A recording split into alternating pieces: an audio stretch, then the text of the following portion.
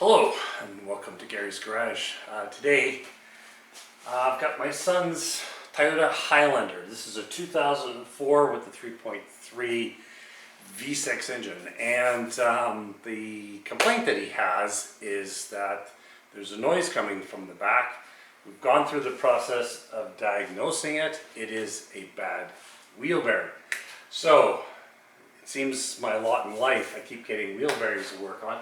Anyway, I've ordered up a new wheel bearing hub assembly. With these, it's the hub assembly from our friends at Rock Auto, and it's arrived. And so we're going to get the car up, and other than pulling the hub off, it's a relatively easy job. So providing handbrake stuff is not a problem, and so on. So let's get the car in the air and let's get started. Thank you.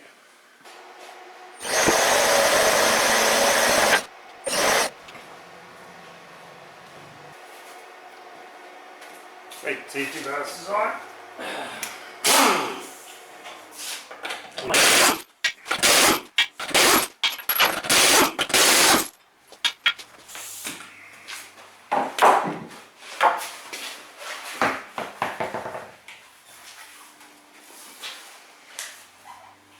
Well, you can tell this car is driven on dirt roads. It's dirty. Alright, so we want to remove the caliper. And because we're not really doing a brake service, we don't have to take the caliper off. I'm pretty sure the slides are good because it was done recently and I did it. So we're just going to move the caliper bracket to take the whole thing as an assembly and put it up on a hook, and that's good. And then the caliper bracket are 17 millimeter, and they should be pretty tight. So power bar to get them started. One from above,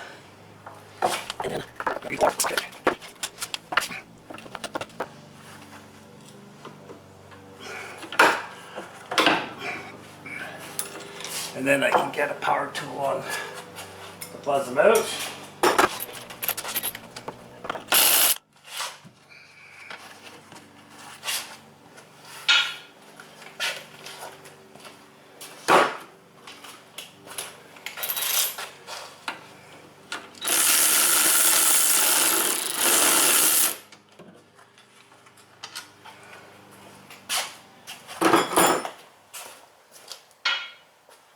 And then this should all come off as an assembly. You can give it a little pull. Careful not to damage the brake pads, but that'll just push the piston back in.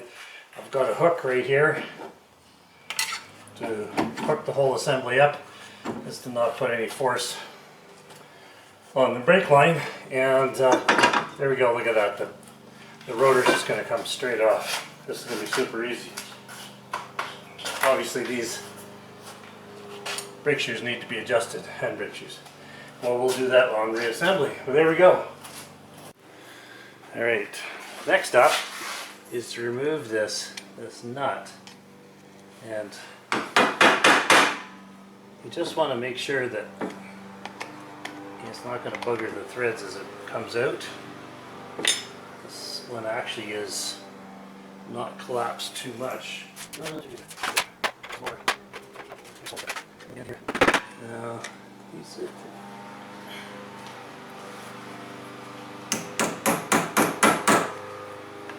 I think it'll clear. I'm going to just throw some lube on there. I'm going to have to go get some more pretty soon. Just so that as it's coming out, it won't gall up. It's a 30 millimeter 12 point. Get on my gun that has a bit more power. Got it turned up.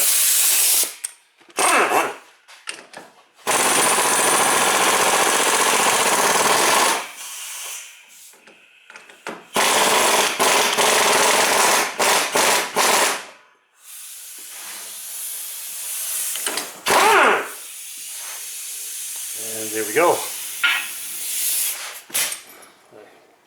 Old leaky still works. Okay, so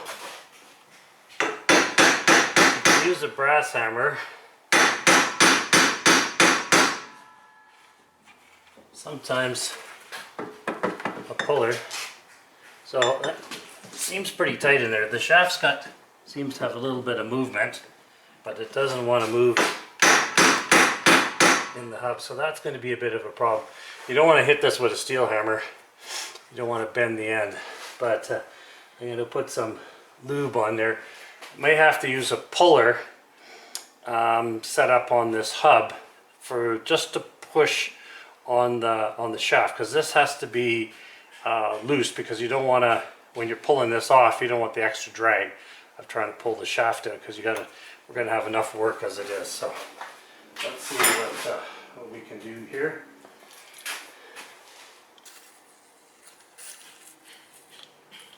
Okay, I've got the puller set up. Let's change the light.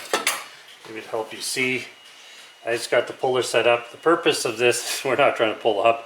We're trying to push the drive shaft in. So it shouldn't take a lot of force. Just a little. I can see it moving already. And so the purpose is that when we start pulling the hub, we don't want to be dragging away trying to pull the shaft out at the same time. So I'm just going to continue with this, and then we'll move on to the next step. It's a good time to reconfirm customer complaint. Now listen to this. You can see how much that bearing is moving. That is one shot bearing. There are 4 bolts. Probably easy to explain by looking at the new one.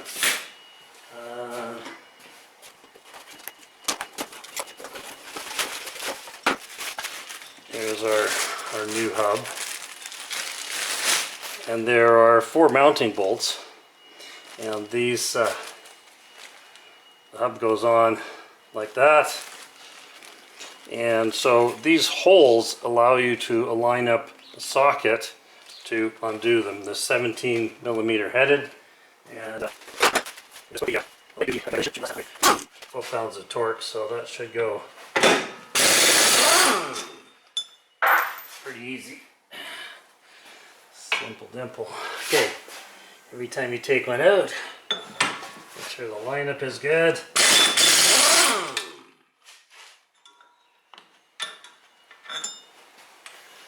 Now, any of you people that are watching live in the Rust Belt, you're going to be cursing me, because this will go quite easy in comparison.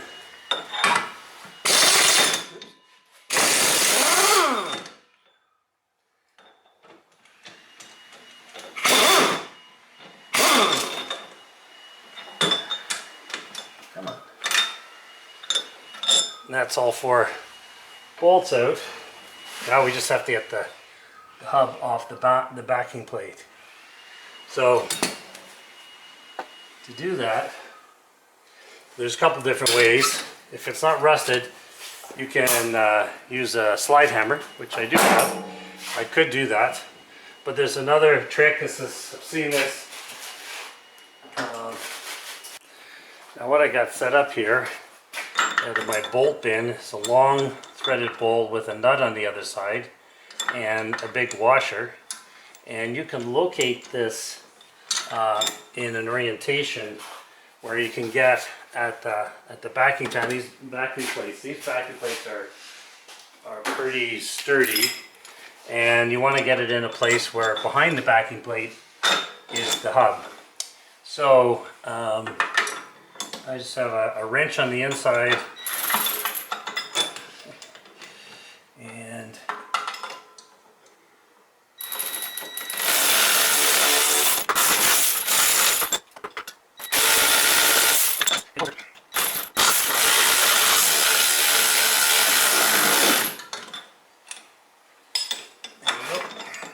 once you get it to the point where it's just about snug, use the light, make sure you're sitting in the right spot, not on the hub, and on the back plate, which has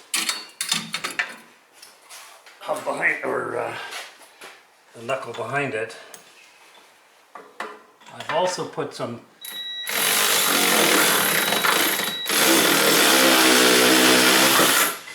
lube on the back of, look at that, lube on the end of the bolt to so that it doesn't damage. But there, so now the hub is out and the backing plate is just, so now I just have to get this back off. Let me undo all of this mess and I'll show you. Alright, so remember how the axle shaft was sticking? Well, guess what? It's still sticking.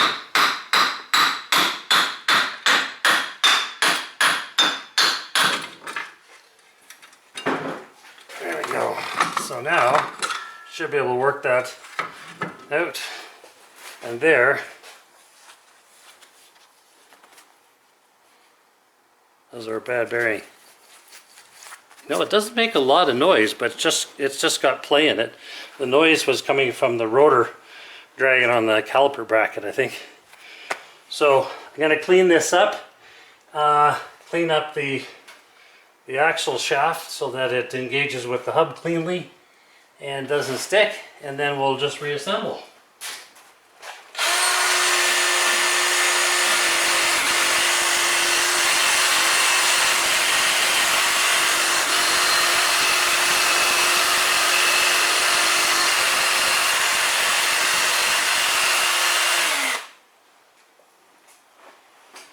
There we go. That part is clean. The idea is not a beauty contest here. Just taking the loose material off so that when you install the new hub, you get a good surface. I'm going to put a little fluid film on this before I put it together. Just going to clean up this spline a little bit. Just got some cleaner degreaser, brass brush. Again, I believe if you're using a brush, use something that's softer than the material that you're scrubbing. In this case, this is hardened steel, so you could use a steel brush, it wouldn't matter. So, I'm going to use some anti-seize some copper anti-seize to assemble it so that it comes apart relatively easy the next time.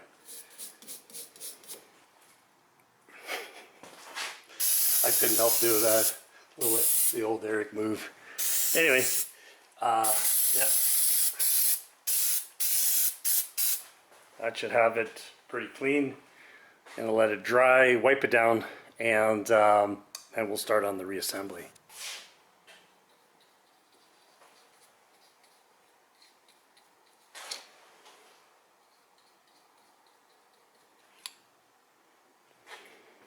Just a little spritz.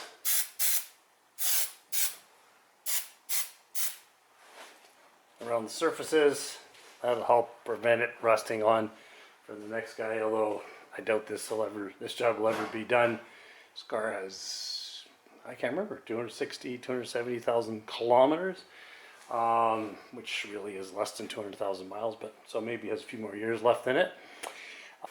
Orientation is this way, with the bolts that are closer together go at the bottom. Speaking of a bolt, might be a good idea to have.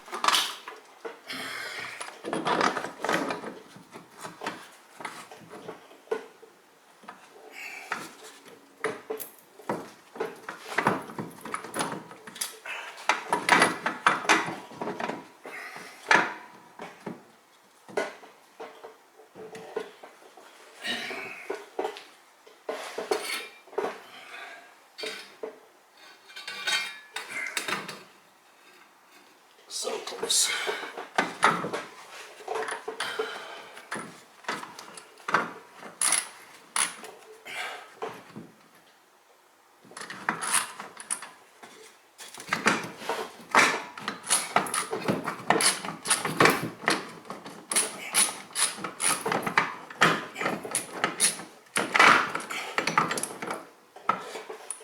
Well, it's in the hole, but it's cross-threading. So, let's see if we can get a hole on the other side.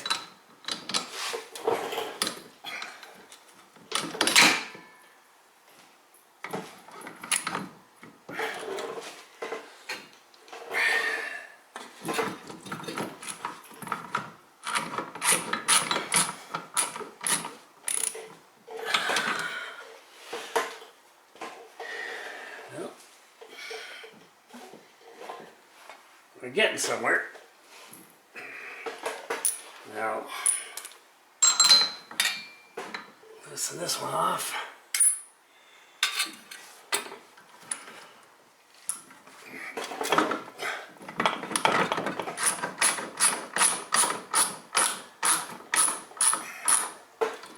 Now that's threaded properly.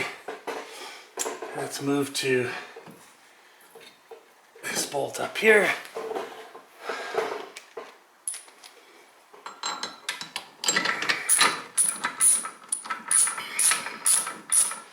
Another crazy warm summer day.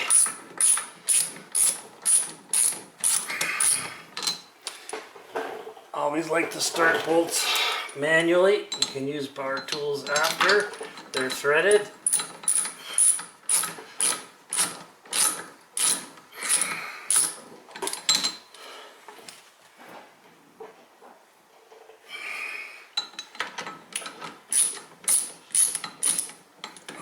Okay, I think we're good. We could use a little help.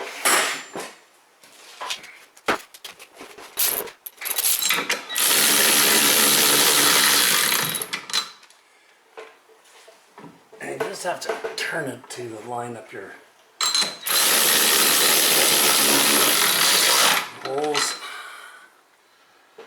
Now, the thing that's happening is I think it's just hanging up on the axle shaft a little bit, so I don't want to. So what I do?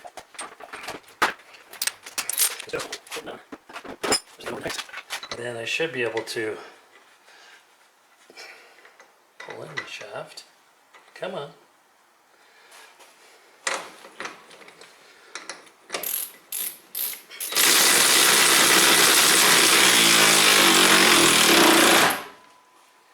It's coming.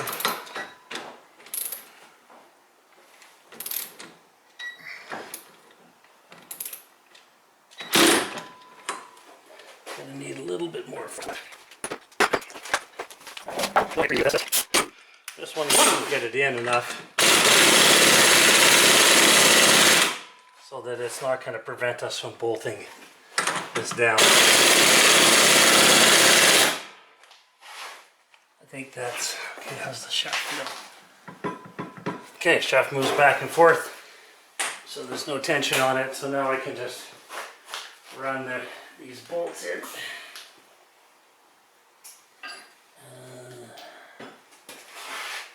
17.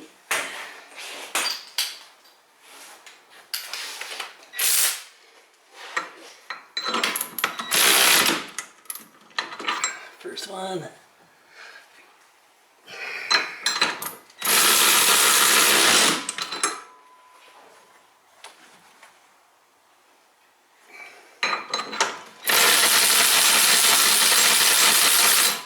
Yeah, you know what? You could probably turn this to such a way where all the bolts line up.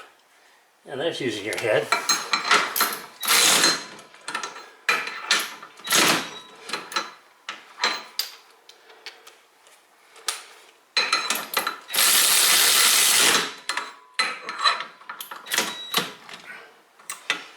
And there we are. Okay, so I should know this, but I haven't done one of these in a long time. Anyway, orient it with the notch straight up. Allows you to get to your parking brake tool or whatever, but also allows you to get to the bolts. Someone was thinking when they designed this. I love it when people design stuff properly. Although Toyota's not without their problems. Anyway, there we go. I'm going to get torque settings, get torque wrench, get this bolted on, and then we'll get this on. Okay, so these bolts are 59 foot-pounds.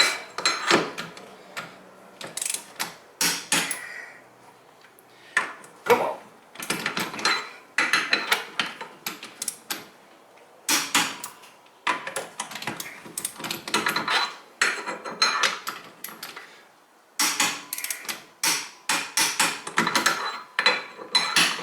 Double check them.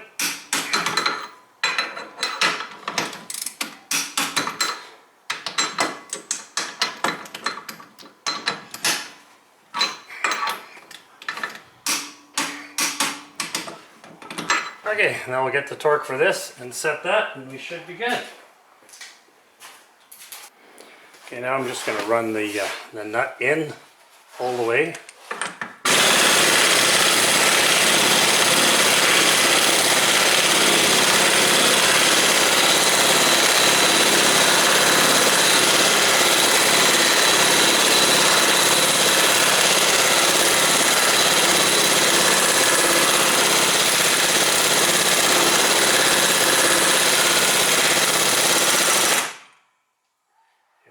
And you can just see that it's almost back in the same spot it was before, just about less than 1/8 of a turn, maybe 1/12 of a turn.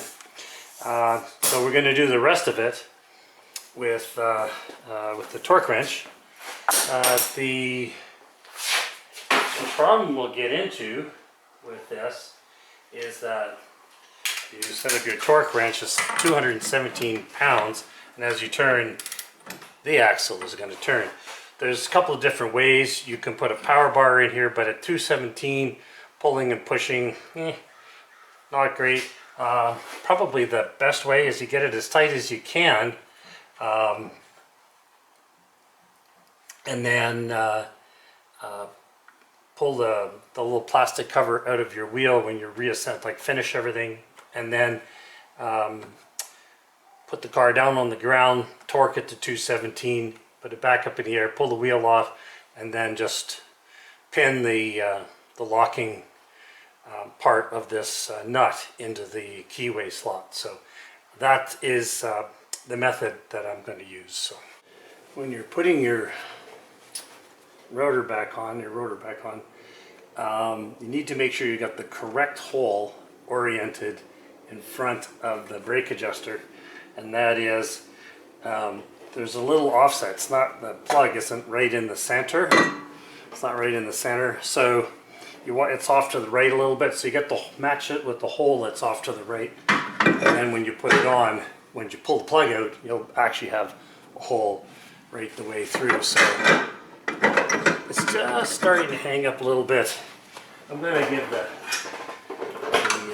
adjuster just a couple more turns.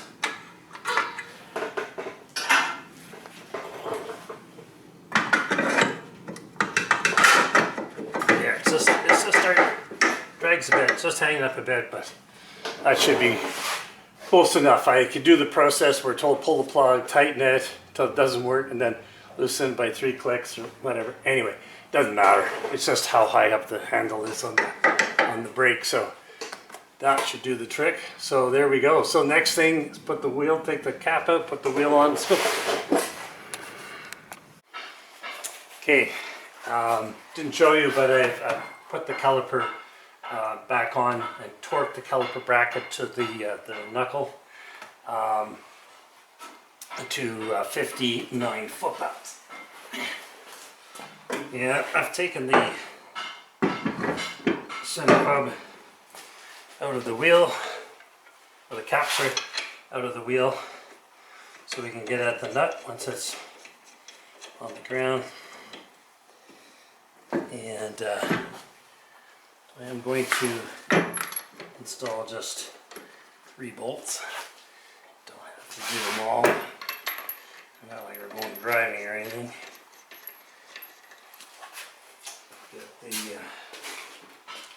the dagger in the positive direction. There.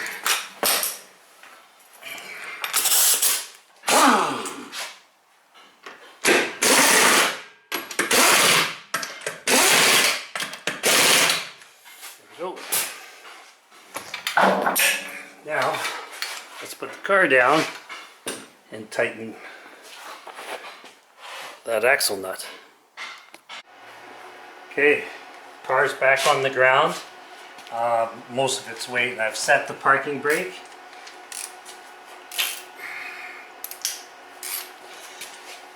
.30mm 12 point, 217 foot-pounds of torque.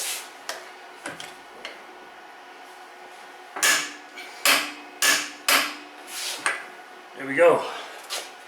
Only takes a minute.